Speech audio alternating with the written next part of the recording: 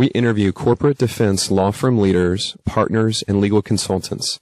You're listening to episode number 2 of the Law Firm Leadership Podcast.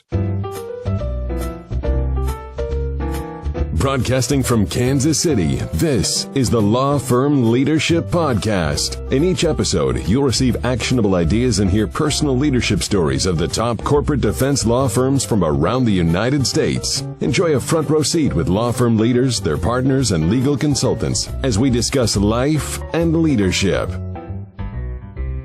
Welcome to the Law Firm Leadership Podcast. I'm your host, Chris Batts with the Lion Group. Today I have the pleasure of speaking with Kent Zimmerman of Zeughauser Group. Kent counsels the leaders of Am Law 100, 200, the Global 100, and specialty law firms. He focuses on strategic growth planning, mergers and other combinations, and client service interviews. Some of his clients have said, "You've been a great help to us in reflecting on our strengths and challenges. Your presentation today was another example of the value of our relationship," said the chair of an executive committee member of an Am Law 10 firm. He's also been said, to say you were well received and highly regarded would be an understatement, said an EC member of a nationally preeminently specialty firm. Ken, you get a lot of press. I'm going to just say a quick list of those sources I noticed. The National Law Journal, Fox News, Fox Business, The Wall Street Journal, Bloomberg Business Week, Bloomberg BNA, CNBC, The American Lawyer, Reuters. And now you get to add to the list the Law Firm Leadership Podcast. Kent, welcome. Delighted to have you as our guest. Thanks. I'm very happy to be talking with you. I'm blushing a little bit now, Chris, but thanks for having me. Good. Well, that's my goal. Well, Kent, I have to say that I'm a follower of yours on Twitter, and I tend to see the adventures you're on and tend to sniff out that there's a deal under play. And I'm just curious and want to get your feedback about the law firm merger environment 2016. It's a hot environment. We've been at this. My partners and I have been at this for a long time. We've never seen a more active environment with more firms interested in talking to other firms about combining than we've seen now. There's a lot of drivers that cause that activity, but it feels a little bit like everybody's talking to everybody, candidly. There's a lot of activity and a lot of interest in exploring options. I mean, there are several thousand law firms out there, not just the top 200, 100, or 350. I mean, are you guys being approached by the entire NLJ 350? What's the segment of that? Who are you guys talking with? We're approached by a variety of firms, from small boutiques to the world's largest firms. Here in the U.S., we've worked with Wall Street firms. We work with highly profitable firms in other parts of the country, Texas on the West Coast, Chicago, but also other firms that are leaders in their space, including some in Europe and Asia also. So it runs the gamut. Part of what we do, and you mentioned this at the top, is we help firms get clarity and then build consensus around what their partners' aspirations are for their firm's future. And then after getting clarity and building consensus around that, which sometimes takes some lifting, then we help firms develop a plan to achieve their aspirations. And sometimes that involves helping them get larger. And in that context, sometimes the possibility of combining is something that firms want to talk about. Sometimes firms want to get smaller to get financially stronger, and sometimes they want to double down on areas of substantive practice strength, or they want to double down in serving industry sectors that they have preeminence in. So, I think kind of the bottom line is firms come to us typically to help them understand, build consensus around, and achieve their aspirations. And sometimes that involves looking at what the opportunities are to combine with firms. Sometimes it doesn't, but often the work that we do is in that context, helping firms strategically get to where they want to go. And I would say in an increasing number of cases, firms in the current competitive environment feel as if it's very difficult to achieve their aspirations. There's a huge fight for talent out in the market. There's a fight for clients. There's extensive rate pressure that's been significant and has really been almost constant since 2008. So in the current environment, an increasing number of firms we would observe feel like it's very hard to get to where they want to go. And as a result, more and more are interested in putting all options on the table on how to achieve their aspirations. And when firms think about growing, they often think about doing that with laterals. They often think about doing that with groups. Some historically have thought about whether combinations could help them get to where they want to go. But what I would say in today's environment is that firms increasingly want to consider all those options and put all those options on the table. And so I and my partners get a lot of calls from chairs of firms who say, we're not certain that we're committed to doing a combination, but we'd like to talk about whether you think that might make sense for us. We want to get a sense of where our partners are on that, and we want to understand what the opportunities are so that at least we're fully informed and thinking about our options to be the kind of firm we want to be. Yeah. So, it sounds like you paint kind of an ideal situation, but I can't imagine that's never always that ideal. Are you guys getting pulled in last minute hostile negotiations or?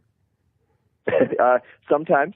So there are times where we will be engaged before a firm knows whether or not it wants to combine, and there are other times where a firm knows exactly that it wants to combine and with which firm. Sometimes the discussions have already started, and we're asked to help get them through the finish line. In that context, in cases where we're brought in late in the process, sometimes what we're asked to do is to help build consensus around getting a deal done or not getting a deal done, or help to understand where the consensus is in the firm. So I think where we really have earned our fee on a number of deals is by helping a firm get its partners on the same page about what they want to achieve and how to achieve it. And sometimes that involves getting a deal done or not.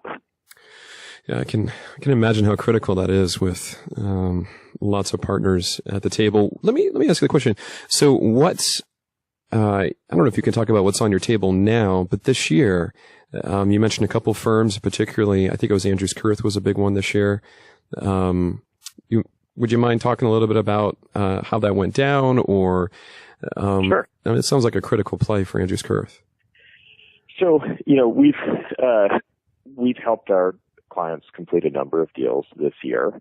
A recent one that was widely followed and high profile in the media. It was Andrews Kurth's combination with Kenyon and Kenyon. I advised the chair of the firm, Bob Jewell, as well as his policy committee, his leadership team, on evaluating that combination and helping them work to get across the finish line. The firm put a lot into that over a long period of time, 9 to 12 months. They worked on that with the folks at Kenyon. And it's a very smart deal in the sense that it's strategic for both firms. And here's what I mean by that.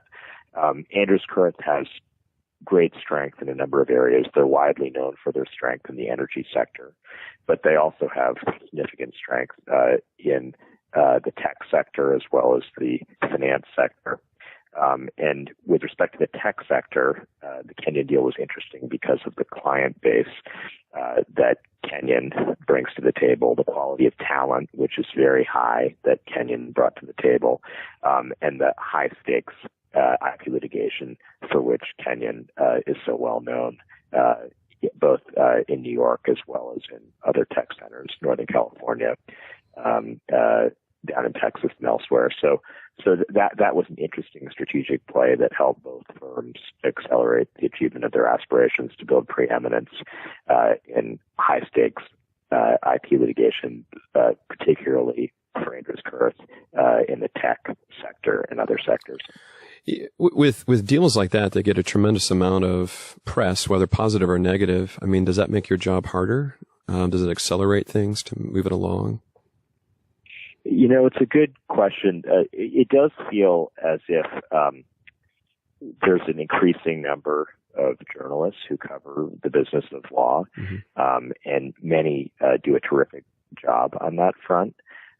There's always a lot of interest to get the next scoop and to find out, what the next merger is going to be.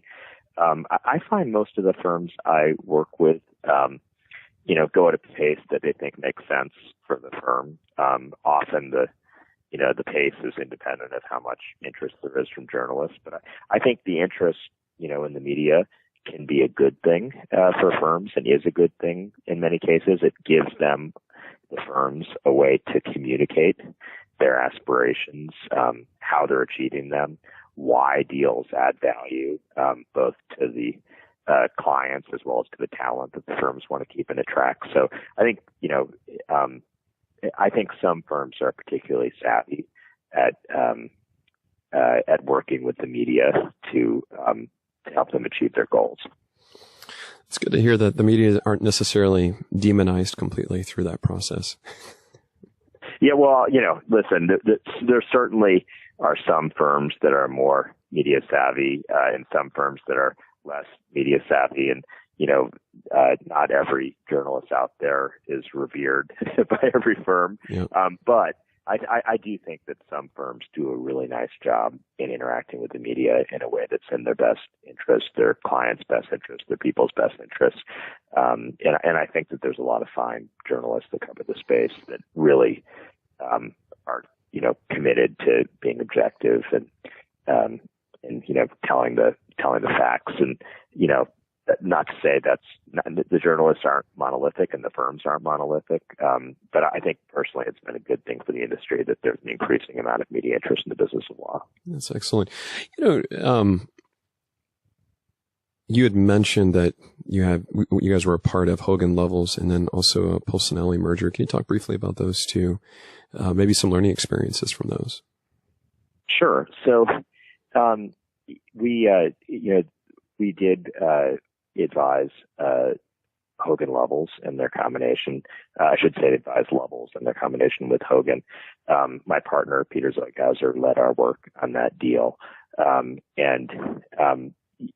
was a interesting, engagement. We, for a long time before that transaction, knew and worked closely, with the former chair of Hogan, Warren Gorell, and his team, have great respect for him and the firm. And interestingly, in the transaction between Hogan and Lovells, partly at Warren's suggestion, we ended up representing Lovells in that engagement. And I think that combination is widely viewed as one of the more successful large-scale transatlantic combinations in recent memory. It's added great value to many of their client relationships. In that transaction, Hogan brought to the table one of the finest and highest quality practices in Washington, D.C. and beyond. Of course, Lovells brought a extremely high quality practice in the UK, but also had made great strides to grow in Asia. That was a quality on quality play, and hard to go wrong with that approach. That's one that's worked out very well for the firms. And I think that's a widely held perception in the industry that that's the case. And was that a smooth process? I mean, you're dealing with a cross the pond situation. I imagine there was some complexity with that.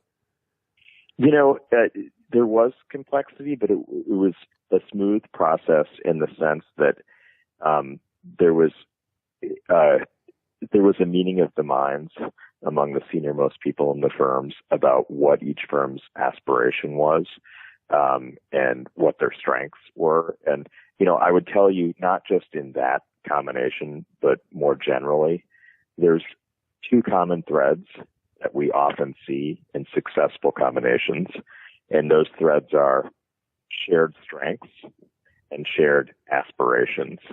And both firms did have significant shared strengths and they had shared aspirations.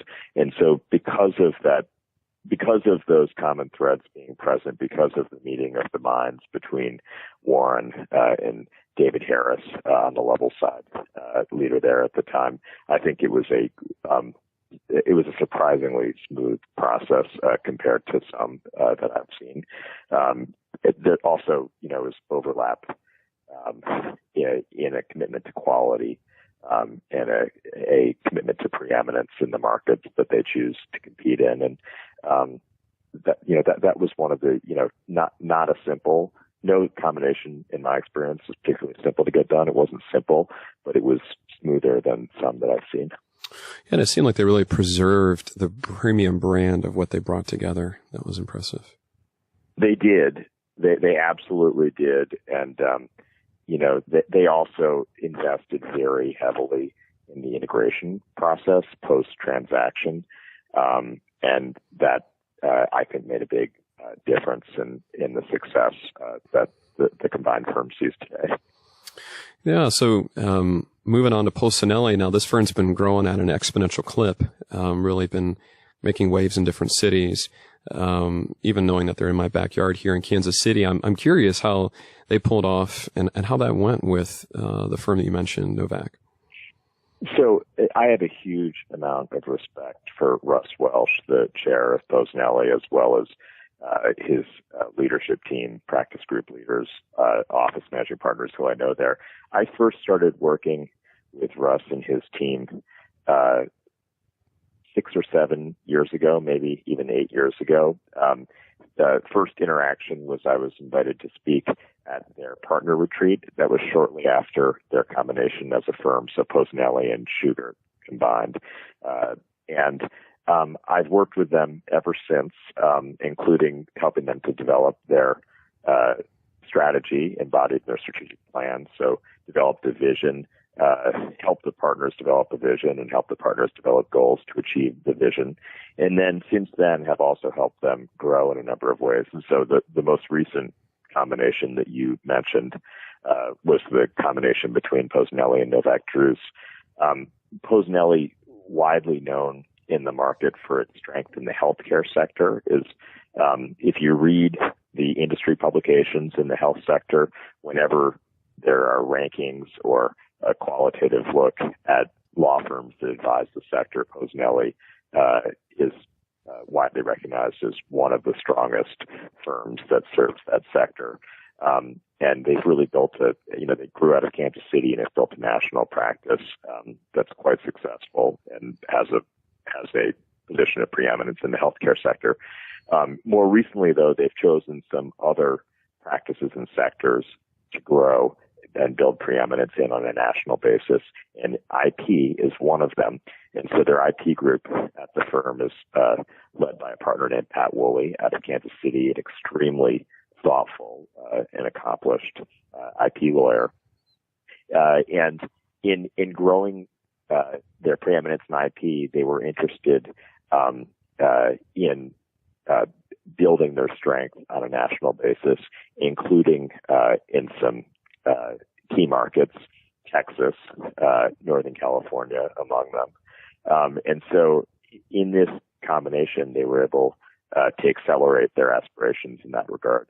They were able to combine with a preeminent IP firm with roots in Houston, but also a platform beyond Houston, very high-quality talent base, including the former commissioner of the USPTO, Todd Dickinson, among others. I can tell you, having been involved, that the Novak Drews firm was highly sought after, had a number of suitors, and Polsinelli was able to win out in the pursuit of Novak Drews. And I think a large part of why they won out is because they had shared strengths, shared aspirations, and a similar culture that fit well together. So that has gone very well. I've talked to people from both firms, and they're very, very happy that they were able to get that done, and they're very happy about how it's gone since. That's excellent. Well, they're definitely a firm to be watching as they continue to grow and make waves. Yes, agree. Let me go to another question. So you've been around a lot of leaders who have all different kinds of skills and characteristics about them. I wanted to ask you if you could share with our listeners, what you find to be the single most important characteristic or skill for future managing partners or chairmen of law firms, particularly corporate defense firms.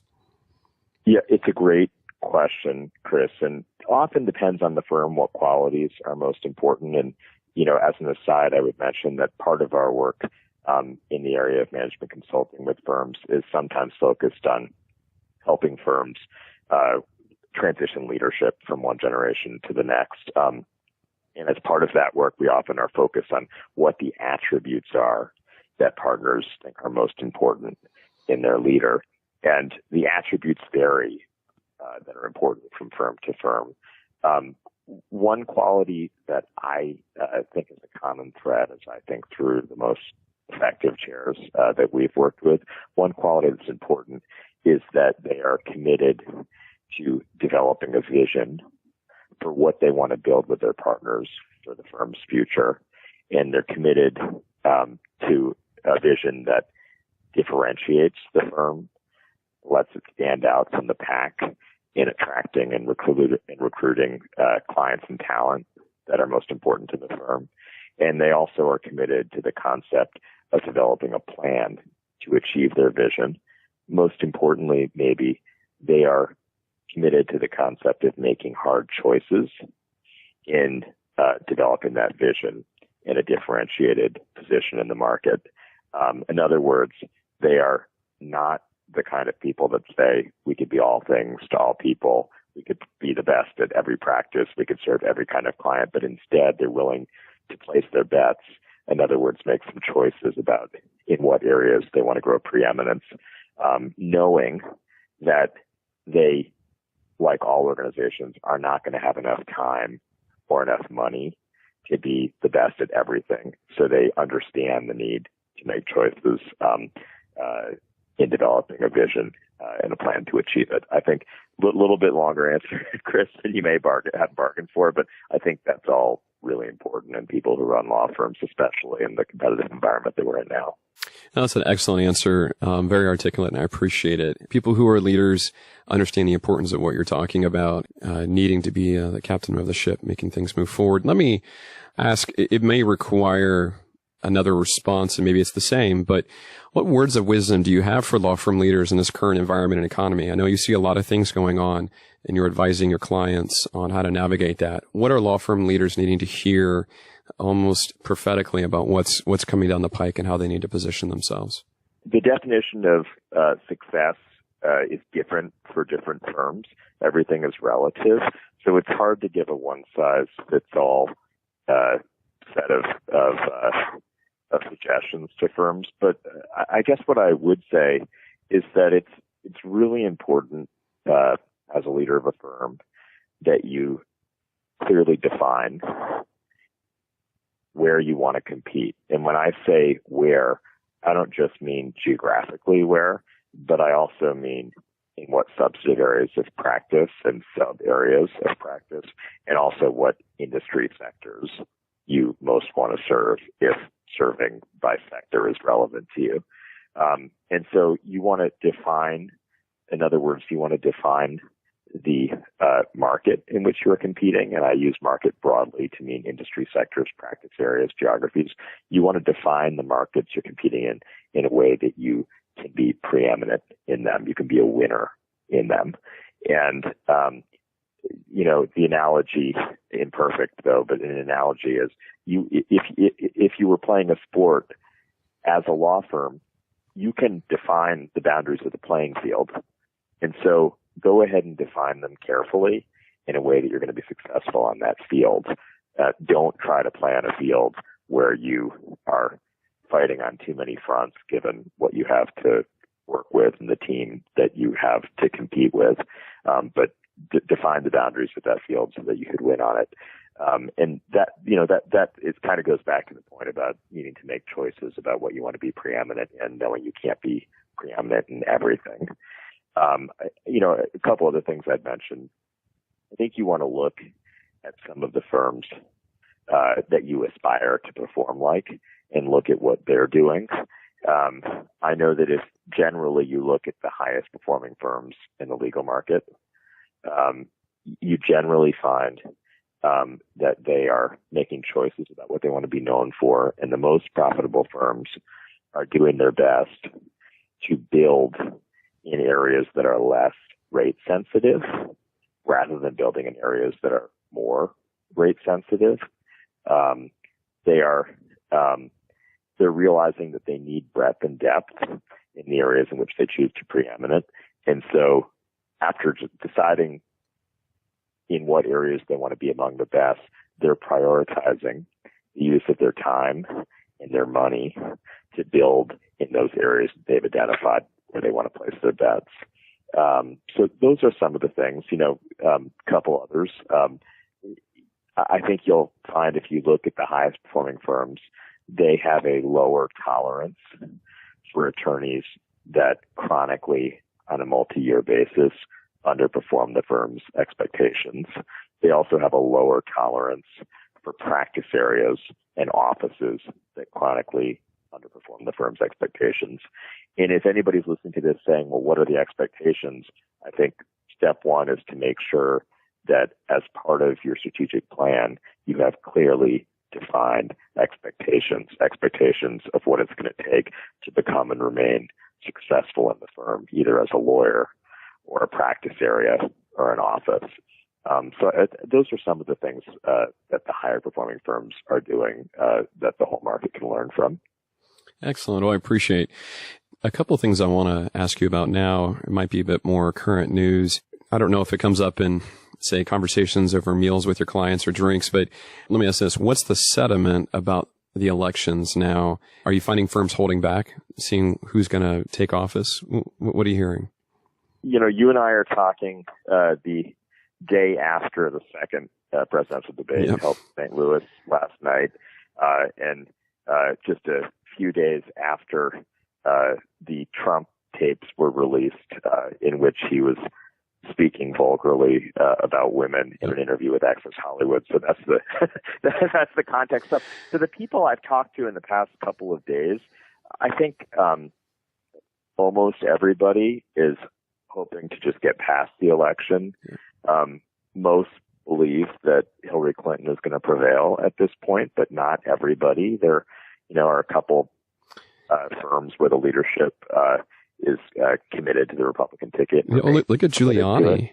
I mean, Giuliani, absolutely incredibly outspoken. Yeah, so he, one of the most high-profile spokespeople in the race today is Giuliani, who was, of course, at Bracewell Giuliani for years, and then left to go to Greenberg Traurig more recently, and then took a leave of absence from there very recently to focus on the campaign.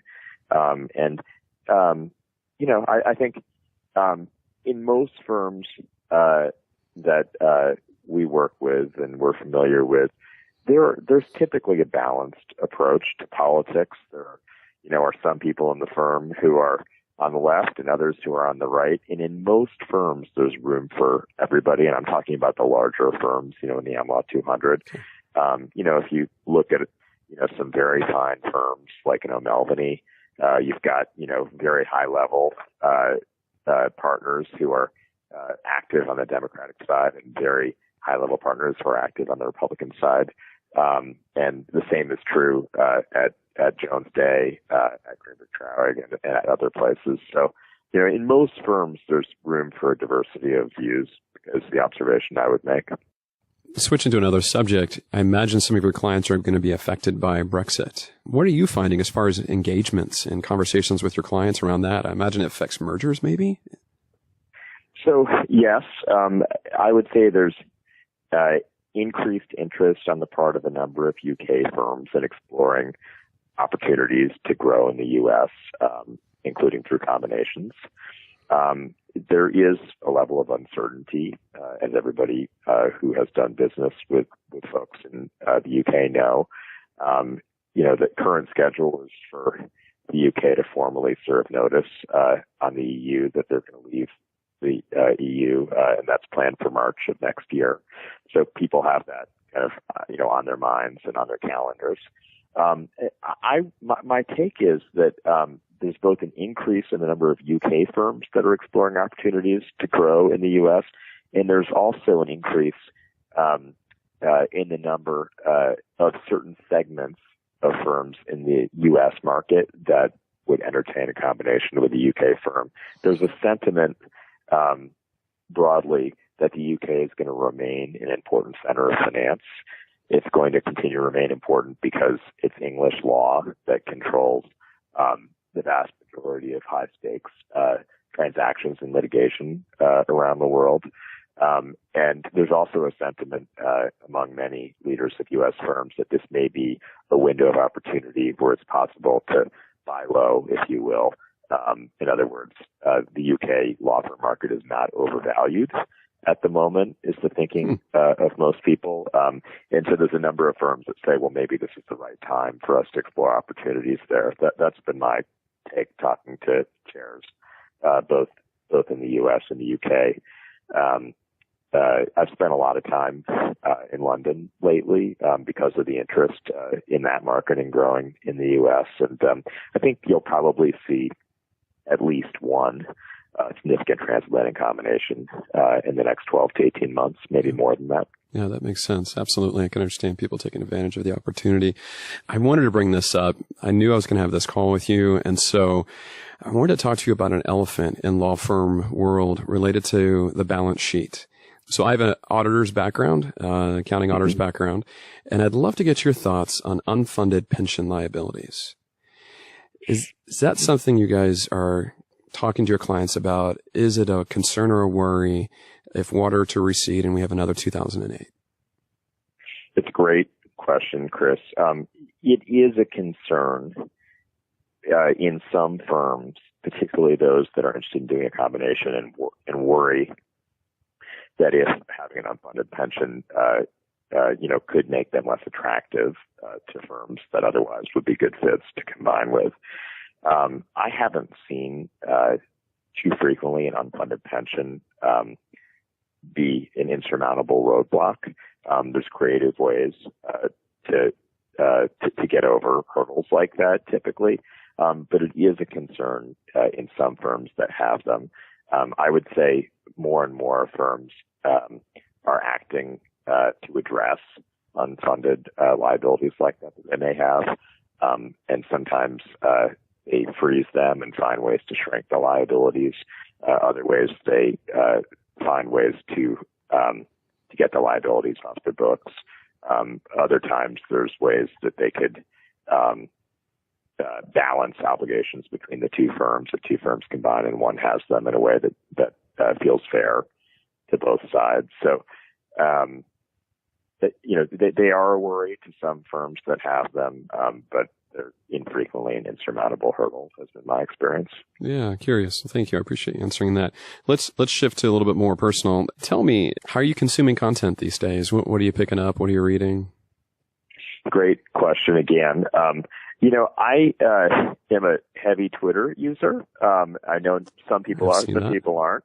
Yeah, my experience on Twitter has been that if I follow journalists who I otherwise would read if I wasn't using Twitter, if I follow them and people that they follow who are involved in the business of law and also in other topics that are of interest to me, I end up getting most of the content that I need by just simply scrolling through my Twitter feed.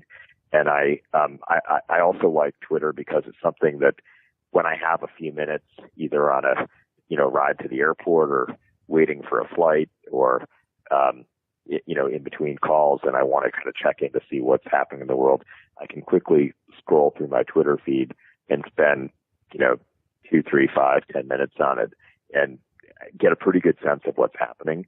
For me, though, it's all in who I follow. It results in being able to know what's happening in the world. So I'll follow, I read, the Wall Street Journal and the New York Times and the Washington Post and kind of, a lot of the mainstream outlets that a lot of people read. But then also I'm interested in the business of law because of what I do for a living. And so I'll read journalists who cover the legal sector. Also follow chairs of firms that are active on Twitter that I work with or that I know. Sometimes partners in firms who aren't in leadership roles but are opinion leaders in the industry and in their firms. Yeah. And so I find if I follow the right people, Twitter does a great job of keeping me informed. I'm a huge Twitter follower as well, and that's how I was noticing so much of what you're up to. Do you have any you want to call out to have people follow as well? I think Frank Aquila at Sullivan and Cromwell in New York is a great follow. He both tweets about sectors that he has clients in. He tweets about macroeconomic news. He tweets about politics. A lot of topics that are important to clients that he works with and others that he has relationships with. But he also, will tweet about personal pursuits, what the good restaurants are that he's going to, whether he's in New York at home or traveling in Asia or elsewhere. I like Frank a lot, and extremely thoughtful, smart, capable, M&A lawyer, at the kind of center of that universe, on Wall Street. And so he's a good follow. Mitch Zeughauser at Oric is another good follow, the chair of Oric. You definitely stay up to date on, news that's important, in the legal sector at Oric, with Oric's, clients, and others. Some people, when they tweet, are all about just retweeting and sharing content, which I personally find very useful. But Mitch is very good about creating original content, original thoughts in his tweets, as well. So I think he's a good follow also. And there's others out there, but, some people, especially, of the generation that runs law firms, sometimes are skeptical of Twitter. But I personally find that if people just try it, even for a week or two, and as long as they get help following people that are going to be of interest to them, they often feel like it's very valuable. And some people say, their email box is overloaded every day and they have trouble, especially people who run firms. They just have a ridiculous amount of incoming, hard to get through all of it. And I've actually found that relying more on Twitter, less on email a bit to keep in touch with what's going on is actually more efficient and effective for me to stay in the loop on the industry and news of the day. Yeah, I love that tip. So I bet Jack Dorsey appreciates your Twitter. Yeah, I'm not getting paid a fee just because they want to get a deal done. But I personally find Twitter extremely valuable. That's great. Have you been tracking the possible purchase of Twitter? I have, find it very interesting, and we'll see what happens. It seems like there's been, at least in the past 48 hours or so, a little bit of a lull in interest. But that may just be posturing, but I think there's a lot of value in Twitter personally. Yeah, I do too personally, and it'll be interesting to see who picks them up. It sounds like Salesforce is really trying to win the bid. For it, yeah. Another question I'd like to ask you is, do you have anything left on your bucket list that you'd still like to get done? Absolutely. So, Chris, are we talking personal or professional bucket list here? I go personal, but you can do professional too.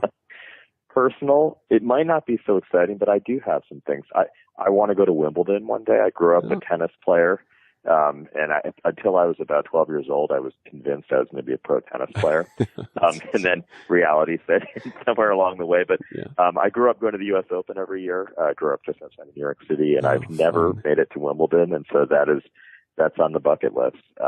I've got a birthday coming, a milestone birthday later, or I guess early next year, and I've made it known to my wife that that's the bucket list. I didn't go to Wimbledon. That's excellent. What about on a professional side? On the professional side, I'd be interested in continuing to do, continuing to facilitate more very meaningful transactions that help firms achieve their aspirations. I think, there's certainly been a lot of consolidation in the sector, and the data supports that. There has been a little bit of a lull in how many announced deals there have been in the last quarter or so, but based on the activity we're seeing, I think that we're going to continue to see high deal count this year, next year, for the reasonable future. But if you look at the deals, most of them involve larger firms combining with smaller firms. And those deals are valuable. And I've mentioned a few that I've been involved with recently, and there's some others. But I think we're also going to see some larger transactions that will add a lot of value to the firms and their clients. I'm involved in some potential larger transactions, and I'd like to get some more of those done, and think we will. So that's maybe a nearer term bucket list item, but that's on my mind and something that I'm very committed to. Yeah. So second to last question. So Denton's made huge waves by becoming the largest Swiss Verein in the United States, or in the world, really.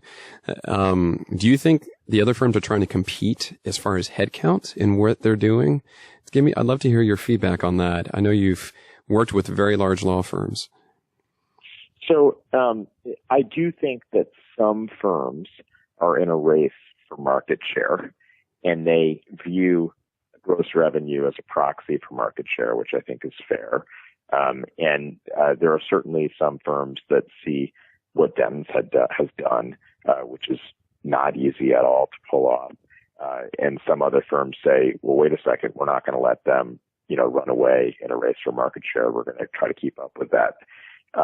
I think there's, I and many others believe that the largest firms are likely on a march to a day where there will be a 10,000 lawyer firm or multiple 10,000 lawyer firms. I don't think that that's particularly far off. Actually, it would have seemed far-fetched even just 5 or 10 years ago, but I think that will happen in the near to midterm. And so there are some firms that are in that race. I would say, kind of going back to a theme that we talked about earlier, it's all about how you define your market. If you're defining your market as using geography and you want to be a preeminent global firm or the preeminent global firm, then you're going to need to grow really large and have breadth and depth on a global basis. That's, the pursuit that I believe Denton's is on, as well as a number of other global firms are on. But if you're defining your market as, preeminent in the U.S. or in a region of the U.S. or just in, private equity and high stakes litigation or whatever it is, you need to have breadth and depth in the markets that you choose to be preeminent in. And so it doesn't mean everybody needs to, try to be on a march to 10,000 lawyers. You really just need to know in what way you want to be preeminent, whether it's in a geographic way, a practice area way, or in an industry sector, or in a combination of those things. And then you need to be among the biggest, would be our view, in the markets that you choose to be strongest in. And so I do think, though, to circle back to your question, I do think that a number of firms are interested in chasing Denton's in the pursuit of market share. And, that's a strategy that some firms have. Yeah, that'll be exciting to watch. I was curious about that. So last question, stealing this from Kai Risdall of marketplace.org. Mm-hmm. In 5 words or less, what is your job, Kent? Helping firms achieve their aspirations. Excellent. That's great. Well, I feel like I'm doing a crossword puzzle, Chris. I like the challenge, and you passed the test. That was excellent. Thank you. Yeah. So thank you, everyone who listened to this episode of the Law Firm Leadership Podcast. If you like this podcast, leave a review on iTunes. Also, please share our podcast with others via email or social media. To share our podcast, listen to more shows, or to read the transcription of this audio, go to liongroup.recruiting.com/podcast. Thank you for listening to the Law Firm Leadership Podcast. This podcast is for education purposes only. This content cannot be used for commercial use without written permission from the Lion Group. If you like this podcast, leave a review on iTunes.